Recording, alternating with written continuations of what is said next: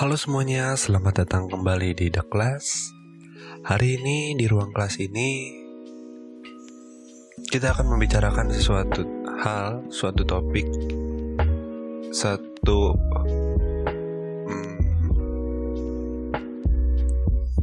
poin penting gitu. Dan ini juga menjadi salah satu alasan kenapa gue namain podcast ini The Class.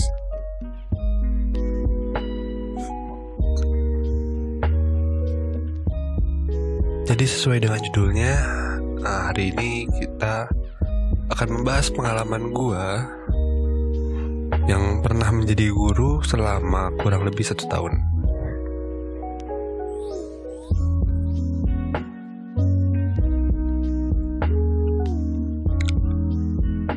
Jadi waktu itu tahun 2018.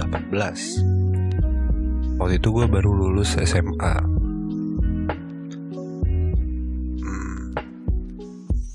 Sama seperti anak-anak SMA kebanyakan ya, ketika menuju kelas 3 akhir tuh mulai sibuk mencari tempat kuliah gitu kan, mulai sibuk cari kampus impian lah.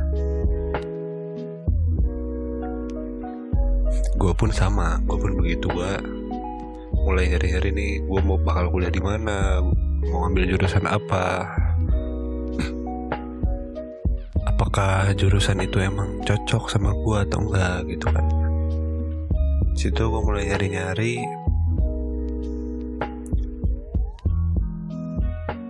Dan waktu itu gue masih mengikuti permintaan orang tua gue gitu kan. Kuliahnya ambil jurusan yang jadi guru gitu kan, berarti gue harus ambil jurusan kependidikan gitu kan. Nah, waktu itu gue mikir pendidikan apa ya gitu. Akhirnya gue milih pendidikan bahasa Inggris, dimana itu loncat jurusan gitu, lintas jurusan. Gue kan SMA tuh jurusan IPA. Terus kalau jurusan pendidikan bahasa Inggris itu kan masuknya soshum, bukan saintek gitu. Akhirnya lintas jurusan lah gitu kan. Nah waktu itu pas mau SBM, gue SNMPTN gak lolos gitu kan. Pokoknya jalur-jalur apa tuh SNMPTN, terus PAN-PTKIN juga gak lolos. Terus apa lagi ya, lupa gue yang lainnya. Nah yang tes ini satunya gue ikut SBMPTN. Tuh SBM ini kan ambilnya soshum tuh. Gue tuh waktu itu beli buku. Gue beli buku yang tebal itu, yang isinya kumpulan soal-soal soshum. Gue coba kerjain, ya kan, gue coba ini. Tapi ya nggak sepenuh hati gitu kan. Bukan nggak sepenuh hati ya, kurang maksimal lah kerjainnya. Karena emang susah juga gitu kan, ekonomi, terus geografi dan lain-lain itu kan hafalan gitu banyaknya. Dan gue tuh agak lama kalau buat ngafal gitu. Dan ya lumayan sulit gitu. Dan ketika waktu itu Hamin sekian hari menuju SBMPTN. Nah itu kan harusnya makin giat belajar dong kan. Nah orang tua gue juga minta gue coba untuk daftar sekolah kedinasan gitu. Dan waktu itu yang dipilih tuh Sekolah Tinggi Ilmu Statistika atau STIS. Ya terus akhirnya nih karena SBM duluan kan, Hamin 3 SBM itu gue jual buku SBM gue. buku soal-soal SBM yang soal itu gue jual ke temen gue. Terus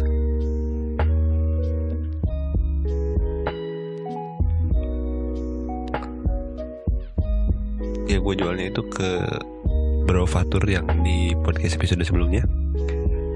BTW dia sekarang ada di salah satu kampus yang bagus ya, mantap gitu. Walaupun tidak kepake kayaknya bukunya. Ya, akhirnya setelah gue jual itu, gue beli buku soal-soal CPNS. Soalnya kan kalau misalnya mau masuk ke sekolah kedinasan itu kan soal tesnya mirip kayak soal CPNS gitu kan. Cuma kan di STS itu lebih ditekankan matematikanya, dimana matematika gue tuh masih bagus itu. Kayak SMP, SMA tuh poin lemah gue tuh di matematika sebenarnya. Dan poin bagus gue tuh di bahasa Inggris, terutama bahasa Indonesia juga gue gak bagus-bagus banget.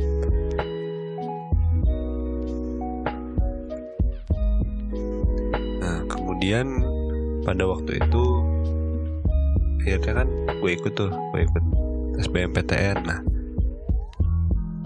pada hari itu di tempat tes gue tuh gue bareng temen gue juga ada yang satu sekolahan gitu. Karena gue lihat kayak mereka, wah anjir, mereka punya soal-soal tahun sebelumnya dong. Mereka kayak belajar bener-bener gini ini. Ya gue nggak berharap banyak sih. Terus setelah tes ya udah gitu kan, ikut tes yang kedinasan juga ikut, ya udah gitu kan, seadanya aja. Dan ketika gue dapet pengumumannya, gue nggak diterima dimanapun itu. Semua tes yang gue ikutin gak lolos. Semua ya seleksi yang gue ikutin gue gak lolos. Dan waktu itu kan ya pusing banget. Aduh, harus gimana lagi ya, harus ngapain lagi ya, gue kok jadi kacau gini. Soalnya kan gini, bukan nama sombong gitu, ini sharing aja. Waktu SD itu kan gue termasuk siswa yang dibangga-banggakan gitu. Nem gue waktu SD itu 27. Nah, dimana dari 3 mata pelajaran semua itu 9 kan. Akhirnya jadi hampir sempurna gitu kan, 27. Kemudian ketika masuk SMP mulai bobrok, mulai rada-rada ini, walaupun ya masih ranking 1. Cuma pas UN itu, nilai UN itu emang kacau sih. Sama buat pas SMA juga nilai UN-nya. Nah, terus ya kan kayak gue mikir gitu, aduh kok gue makin sini makin kacau gitu, gue harus ngapain lagi gitu kan. Nah akhirnya gue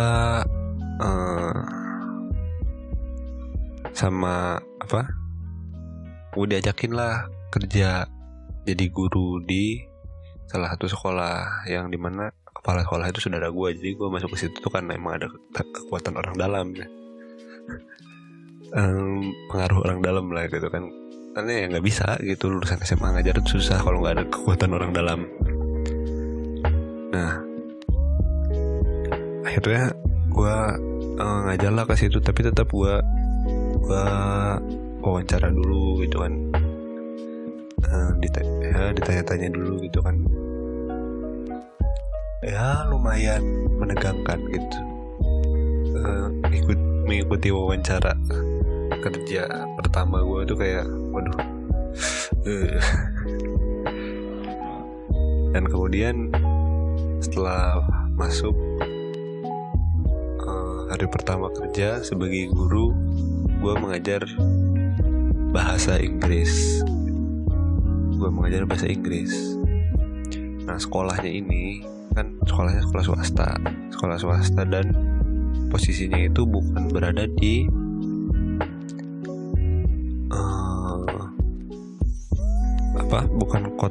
bukan daerah ke kota banget gitu kan, maksudnya kayak di pinggiran kota gitu.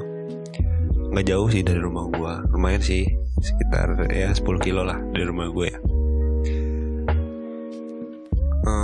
Di situ tuh tantangan terbesarnya adalah bukan bukan mengajarnya itu sendiri, tapi mindset orang-orang di situ, dimana mereka kayak sekolah buat ijazah doang gitu kan. Dan masih banyak yang mikir udahlah nggak usah sekolah, mending kerja gitu kan. Orang tuanya masih banyak mikir gitu, Kak, bilang ke anak itu begitu. Dan akhirnya banyak orang-orang situ tuh yang nggak sekolah. Dan tujuan utama dari sekolah itu didirikan, ya sekolah yang tempat gue kerja itu didirikan adalah untuk meningkatkan kualitas orang-orang di situ. Sebenarnya ya, sekolah ini tuh nggak termasuk kategori 3T, tapi posisinya itu kayak sekolah 3T gitu. Ya udah, akhirnya mulailah gue mengajar bahasa Inggris. Waktu itu juga gue dapet amanah buat jadi wakil kepala sekolah. Belum ke situ. Itu dapat waktu awal tuh amanah buat jadi wali kelas. Soalnya guru yang lain tuh pada sibuk juga, mereka kayak double job gitu ngajar di situ tuh, bukan pekerjaan utamanya. Nah, gue dapatlah amanah buat jadi wali kelas 1, kelas 10 berarti ya. Nah, ketika masuk pertama gitu kan mengajar, masuk ke kelas itu kayak holy hell, gue jadi seorang guru. Excited of course, pasti kayak deg-degan nih. Terus hari pertama tuh gue gak langsung masuk ke materi. Gue masuk, kita kenalan, kita ngobrol dulu, basa-basi dulu, kita nyari hiburan dulu lah. Nah, satu hal yang gue rasakan ketika menjadi seorang guru itu adalah ketika lu berada di depan, pikiran lu tuh gak bisa fokus kepada satu hal. Kan di depan tuh mengajar ya, tapi selama mengajar juga harus bisa mengontrol kelas gitu kan. Otak gue tuh di situ mencoba memproses gimana caranya untuk bisa mengontrol kelas dengan baik dan menyampaikan materi juga dengan baik gitu. Soalnya kalau misalnya gue fokus ke ngajar doang nih, ya kan, kalau misalnya gue ngomong aja tanpa peduli kelasnya bagaimana, kelasnya berantakan, buradul. Tapi kalau misalnya gue terlalu fokus kayak ngurusin kelasnya secara detail gitu, kamu harus gini, kamu gini, materinya gak nyampe, gak beres-beres materinya. Dan itulah kayak menjadi sebuah pengalaman yang penting banget gitu buat gue, dimana gue itu harus bisa tidak hanya mengontrol diri gue, tapi harus bisa juga memposisikan diri gue untuk mengontrol orang lain di saat yang bersamaan. Nah, untuk kalian mungkin ya sekarang yang lagi kuliah FKIP, yang belum masuk PKL, terus yang mungkin yang baru lulus juga, yang habis PKL, ilmu-ilmu yang kalian dapat pas PKL nanti tuh gunakanlah dengan baik, karena praktikalnya gitu, jadi guru tuh nggak bisa textbook. Misal di buku harus A, B, C gitu, tapi ketika praktikalnya tuh kalian harus jadi diri kalian sendiri gitu. Itu yang gue pelajari. Karena kan waktu gue pertama ngajar itu gue mencoba membuat sebuah karakter seorang guru yang perfect, seorang guru yang kayak dari novel gitu. Dan gak bisa, itu tuh gak bisa. Cara terbaiknya adalah untuk menjadi diri gue sendiri.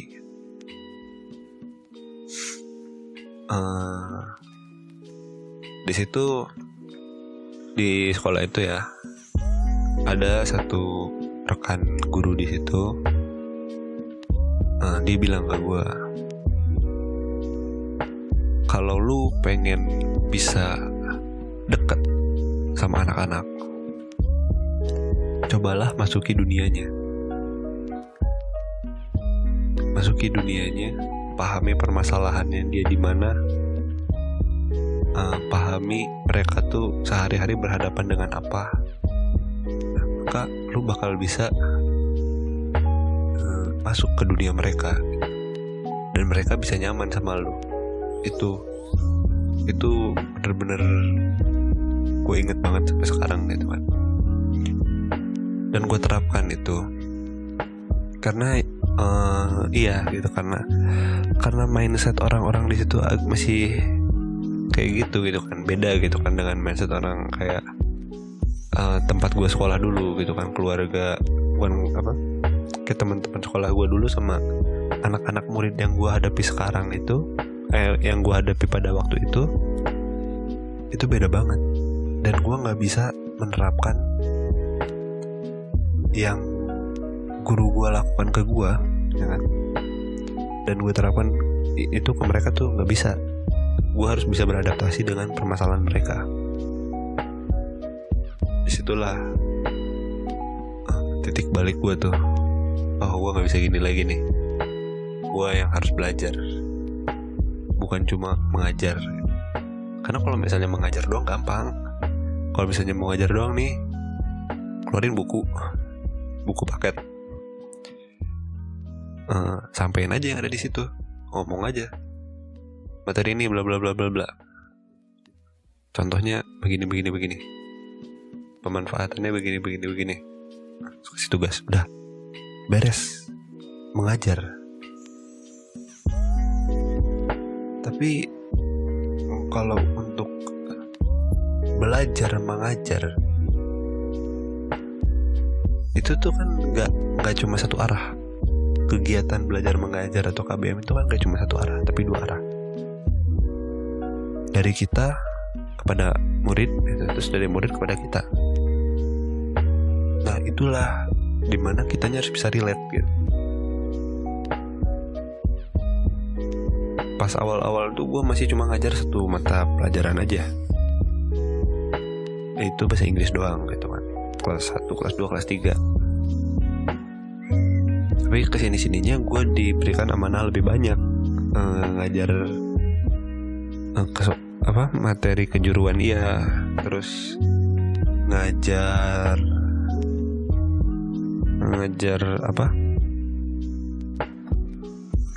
matematika juga. Udah ya, sama bahasa Inggris. Jadi 3, gue ngajar 3 mata pelajaran. Terus gue juga dikasih amanah buat jadi wakil kepala sekolah bagian dunia usaha dunia industri yang ngurusin PKL. Nah, di situ tuh kayak oke, gue manfaatkan semua amanah ini sebagai tempat gue untuk belajar, tempat gue mencari pengalaman. Nah, selama 1 tahun itu banyak banget hal yang bisa gue ambil. Ada satu momen dimana gue menjadi guru yang galak. Mana murid-murid itu sampai takut gitu kan, takut ketemu gue karena takut gue marah.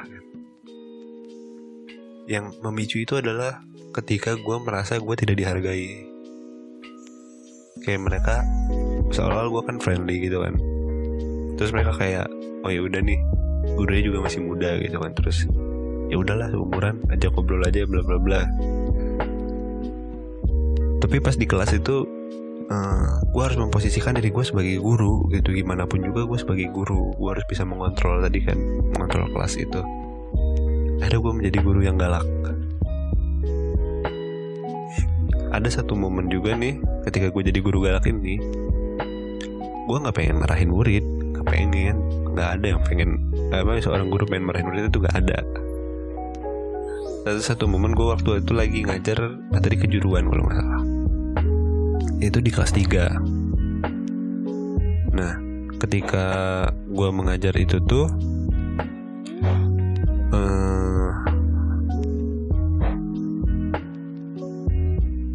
itu kan kelasnya tuh ribut. Satu kelas tuh mereka cuma sedikit, cuma 18 orang tapi ramai banget gitu kan. Mereka kayak berisik lah.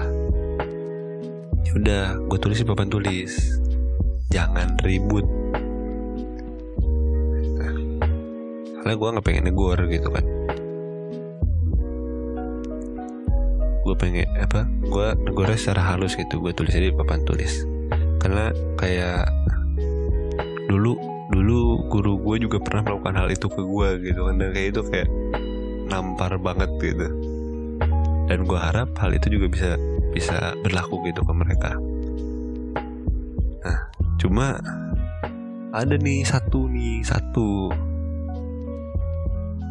Setelah gue nulis itu, dia nyeletuk pelan. Cuma telinga gue kan sensitif. Dia nyeletuk, gak punya mulut bukan gitu. Itu gue nulis, berhenti gue nulis di situ. Gue tutup spidolnya, terus gue diem beberapa detik sambil mikir nih, wah bener-bener nih anak satu nih. Terus ya udah, gue nengok belakang, terus gue gebrak papan tulisnya. Terus disitulah gue marahnya gue sebagai guru itu satu kali itu doang. Gue bilang, lu kalau mau ribut sama gue, maju sini, kita ribut di luar, kita beresin sebagai sama-sama seorang laki-laki. Kalau lu nggak bisa hormat sama gue, ayo kita ribut aja. Itu, tapi nadanya kayak gitu ya, nada marah gitu, marah. Itu kayak udah pusing banget. Terus ya udah, anaknya itu diem. Ya udah, gue kembali ke meja guru gitu kan, karena emang gue nulis juga udah cukup lah kayak. Terus gue bilang, kerjain tugasnya, kumpulin nanti. Terus gue tutup. Terus gue cabut lagi ke kantor, ke ruang guru. Bukan aplikasi ya, ruang guru yang beneran. Gue cabut lagi ke ruang guru. Ya udah, gue diam di situ. Gue mikirin dulu tuh, wah bener-bener nih, gak bisa nih gini terus nih. Terus ya udah, gue juga cerita gitu kan ke guru-guru yang lain. Terus ya mereka juga bilang, itu memang keterlaluan aja anaknya gitu, susah dibilangin, susah. Setelah kejadian itu tuh gue jadi mikir lagi nih, apakah ada yang salah di guanya? Apa yang salah gitu? Karena satu poin lagi yang gue pelajari ketika menjadi guru, ketika lingkungan yang kita ajar itu tidak sesuai dengan ekspektasi yang kita harapkan dan ekspektasi yang orang lain harapkan, kesalahan itu tidak pernah di mereka, tapi di kitanya sebagai seorang guru. Gue terus mikirin tuh, salah gue apa, di mana, apa gue kurang galak atau kurang tegas atau gimana. Karena gue tuh beda ketika gue masuk kelas sebagai seorang guru dan ketika gue di luar kelas sebagai seorang guru juga sekaligus teman. Beda gitu. Akhirnya kejadian waktu itu tuh kan rame gitu kan, banyak yang tahu. Kemudian ya udah, itu menjadi salah satu hal yang gak bisa gue lupakan ketika menjadi seorang guru ini. Momen ketika lu marah tuh sebenarnya gak pengen marah gitu, cuma kalau gak marah gimana gitu, pusing juga.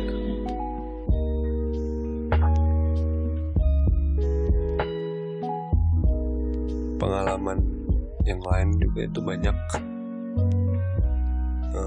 Ya gimana cara gimana cara bikin rapot gitu. Itu bikin rapot tuh ribet banget cuy, sumpah deh, nggak bohong gua.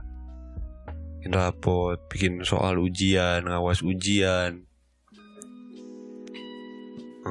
kayak program-program kegiatan yang dari sekolah rencanakan itu kan banyak gitu, kayak Maulid Nabi dan lain-lain gitu kan, kegiatan-kegiatan yang kayak gitu. Itu kayak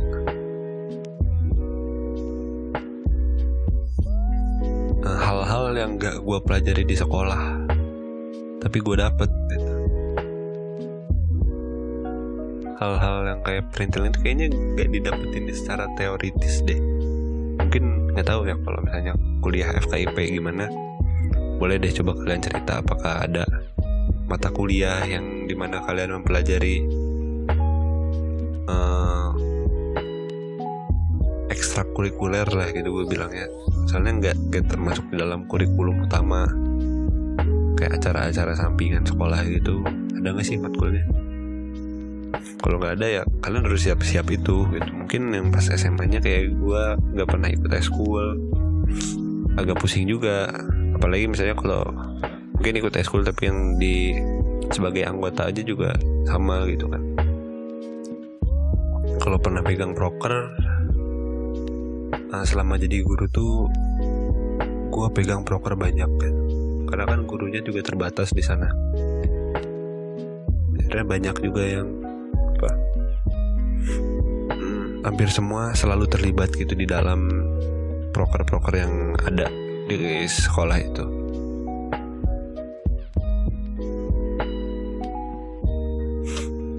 Gue di situ jadi belajar cara bikin proker gimana, cara bikin RAB bagaimana. Itu bikin RAB itu adalah sesuatu hal yang sampai sekarang menjadi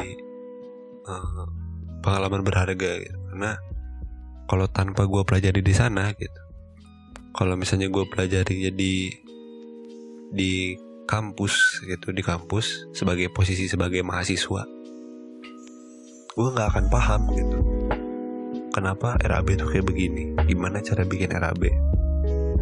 Karena kan di kampus juga sekarang gue beberapa kali udah nyusun proker gitu kan. Dan ketika di dalam proker itu kan ada RAB-nya. Nah, teman-teman gue yang lain tuh kayak masih pada bingung gitu, RAB-nya kayak gimana, kenapa harus dilebihin, gimana cara ngelebihinnya dan lain-lain. Itu kayak masih ngawang-ngawang gitu. Dan setara pas sekolah tuh, pas ngajar ini sebagai guru ini, gue dikasih tahu gitu kan sama kepala sekolahnya, ini harus dilebihin. Karena kalau misalnya nggak dilebihin, uang dari dinas tuh nggak turun selalu segini, pasti kurang dari yang dicantumkan di situ, maka harus dilebihin. Nah, ketika posisi gue sebagai guru tuh gue paham, oh iya, duitnya itu begitu cara kerjanya gitu. Di pemerintahan tuh begitu cara kerja uangnya, dan di dunia nyata pun nanti begitu cara kerjanya. Tujuan RAB-nya itu adalah untuk menarik orang memberikan uangnya gitu kan kepada program kita. Nah, itu kalian nanti yang punya proker, untuk kalian yang nanti mau bikin proposal, belajar deh bikin RAB, itu kepake banget. Terus ada satu hal yang kayak kecil gitu, cuma ini tuh penting gitu. Kalau nggak tahu, kalau misalnya kalian kepalang salah di hal ini tuh kayak krusial banget. Nyari tanda tangan, ngurutin tanda tangan. Itu untungnya kepala sekolah gue tuh kan ya baik lah gitu. Gue waktu pertama kali nyari tanda tangan tuh masih acak-acakan. Maksudnya nggak berurutan gitu, siapa aja yang ada gue mintain tanda tangannya. Tapi sebenarnya minta tanda tangan tuh harus berurutan gitu kan, dari yang posisinya dia paling kecil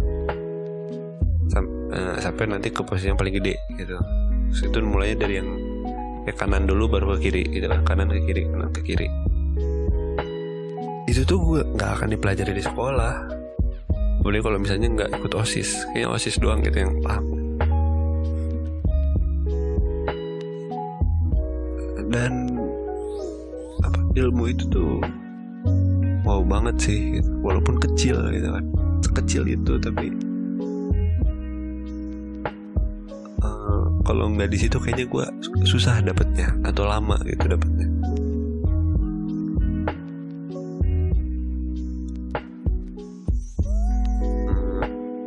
Mengajar di sekolah yang keadaannya seperti itu, dimana finansialnya juga tipis. Gue sebutin aja ya, gaji gue waktu itu adalah 820.000. Itu gue mengajar selama 22 jam. 1 jamnya gue cuma dibayar 10.000 per jam. Itu rendah banget, apalagi untuk sebagai seorang guru gitu. Itu tuh rendah banget. Gaji gue kalau misalnya hitungan pakai dana pemerintah gitu, kalau misalnya gue sebagai guru honorer yang tercatat di pemerintah, 1 jamnya itu 65.000. 65.000 1 jam kali 22 berapa tuh? 1,5 juta lah ya, hampir 1,5 juta. Nah waktu itu tuh gaji gue tuh cuma 800.000. Itu pun udah termasuk tunjangan yang tadi, tunjangan wali kelas, tunjangan wakil kepala sekolah, yang kayak uang transportasi, udah cuma 800. Dan guru-guru yang lain yang cuma ngajar 1 mata pelajaran gitu 1 jamnya, kayak gue tuh kayaknya jamnya paling banyak gitu, soalnya gue yang berani ngambil semuanya gitu.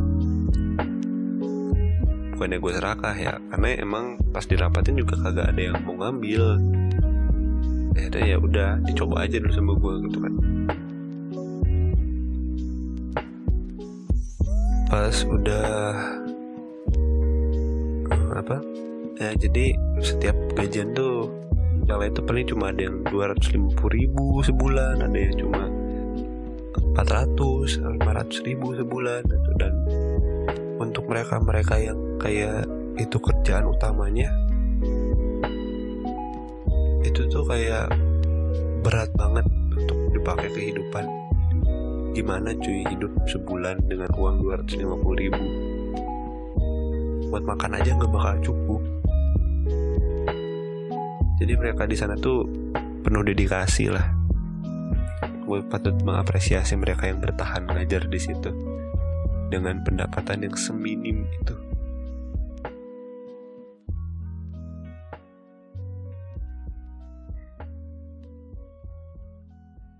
Buat nanti kalian ketika menjadi seorang guru harus mau berkorban,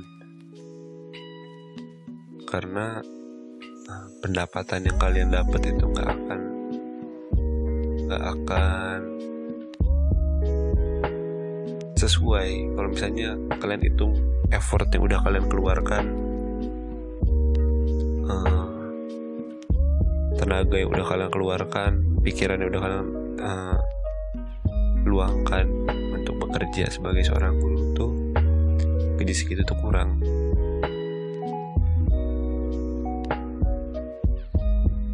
Makanya kalau misalnya jadi seorang guru, bekerjalah melebihi apa yang kau dapatkan.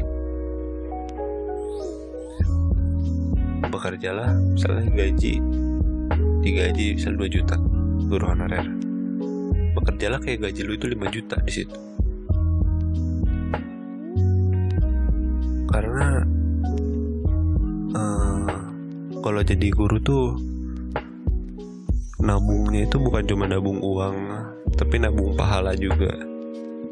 Berbagi ilmu yang bermanfaat itu penting untuk cari pahala. Ya harus banyak ikhlas gitu kalau misalnya jadi guru gak bisa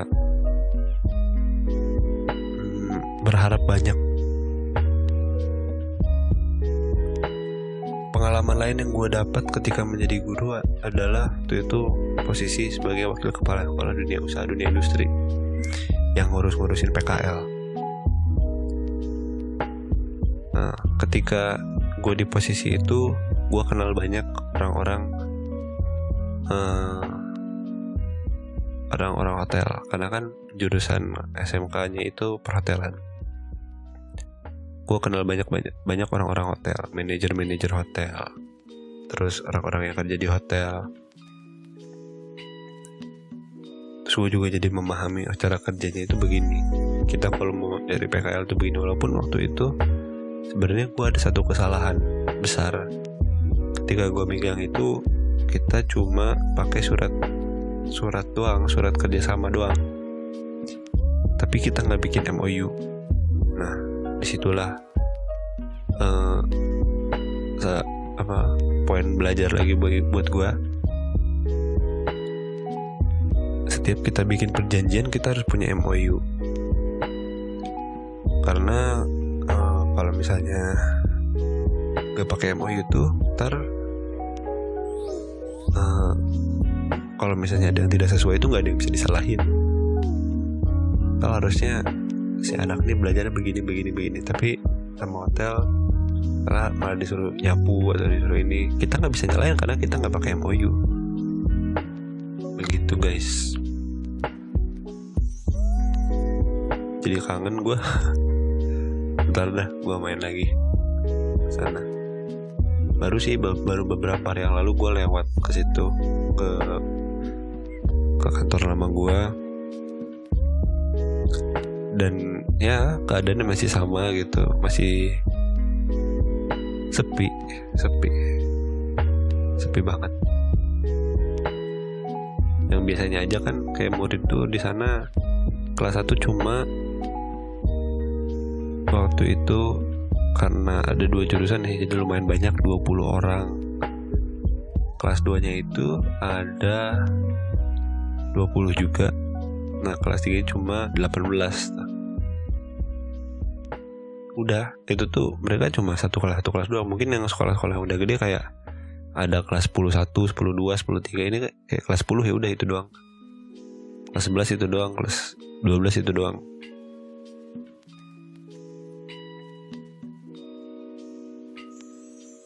Kerja sebagai guru juga gue jadi kenal banyak orang dinas pendidikan. Terus gue belajar gitu dari sana, cara kerjanya dinas pendidikan tuh kayak gimana. Kayak di sekolah tuh database-nya gimana, terus sistem penilaian, sistem akreditasi, dan banyak lagi lah pokoknya. Dalam 1 tahun itu waktu yang cukup banyak buat gue untuk memahami cara kerja sekolah itu kayak gimana. Karena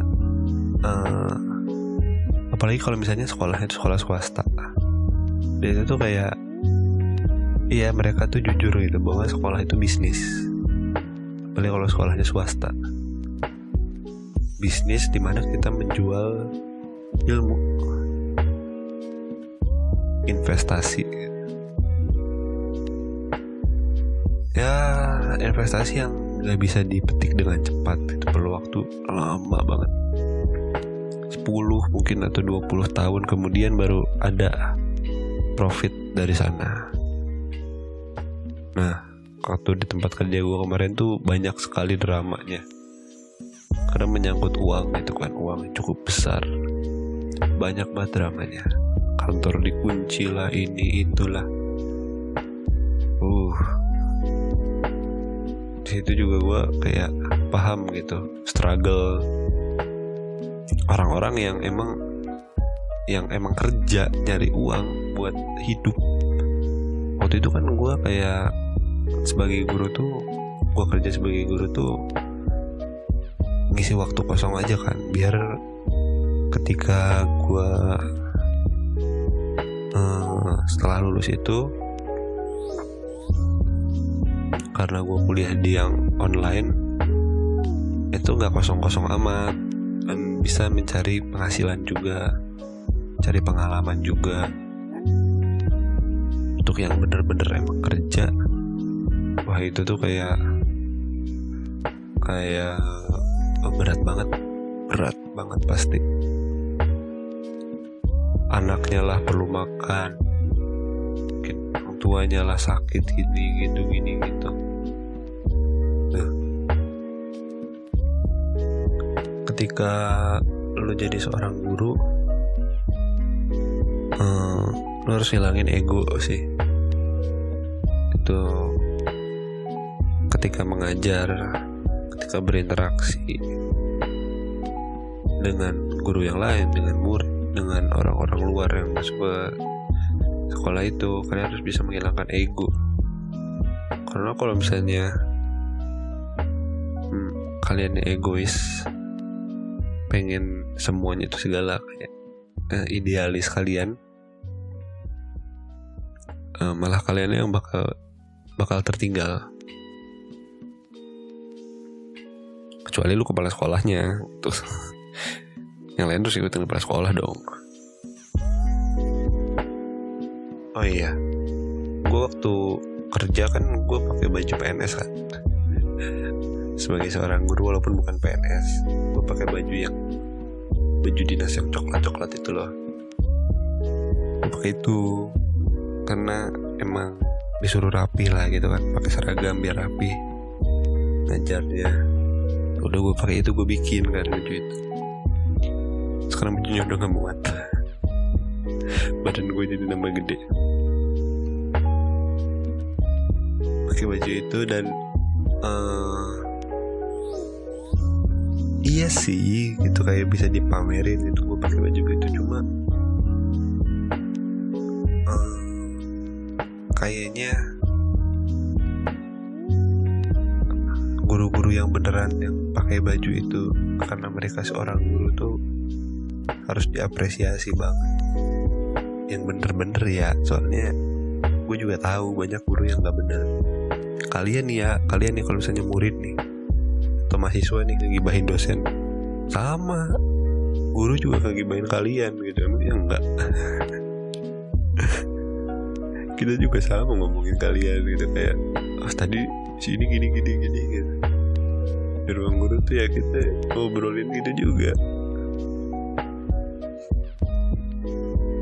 Pada akhirnya itu kembali ke kalian lagi sih. Yang kalian mau ambil dari cerita gue kali ini tuh apa? Jadi gue pengen sharing aja gitu. Waktu itu menjadi seorang guru tuh gimana, apalagi guru yang di posisinya kayak begitu, sekolahnya kayak begitu, masyarakatnya kayak begitu. Ya mungkin kalau ada orang-orang yang tersinggung atau misalnya ya nggak sengaja kesebut di podcast ini, gue mohon maaf gitu. Kalau misalnya kurang suka bilang aja, ntar gue hapus bagiannya. Karena gue juga nggak nyebut merek kok. Terang aja, aman kok semuanya. Udah haus. Gitu aja ya podcast gue kali ini. Terima kasih untuk kalian yang udah mendengarkan. Subscribe kalau kalian suka di YouTube. Jangan lupa di like di YouTube, di Spotify, dan di tempat-tempat yang lainnya. Untuk kalian para guru-guru muda, semangat karena pendidikan kedepannya akan lebih berat. Oh iya, satu lagi, kalau kalian jadi guru jangan cuma ngajar materi, tapi ngajarin akhlak juga. Karena ketika kalian ngajar nih materi doang gitu tanpa ada akhlaknya, bobrok mereka. Gak bisa mereka kerja, gak bisa mereka hidup dengan baik tanpa punya attitude gitu. Gue yakin kalian sebagai guru pernah jadi mahasiswa, pernah jadi murid juga, tahu attitude yang baik tuh gimana. silahkan ajarkan attitude sebaik-baiknya. Oke, jangan lupa di share ya kalau misalnya kalian rasa podcast ini bermanfaat. Sedikit kisah aja gitu. Kalian kalau mau cerita juga silahkan bagikan cerita kalian, mungkin sebagai seorang guru gimana. Terima kasih semuanya. See you next time.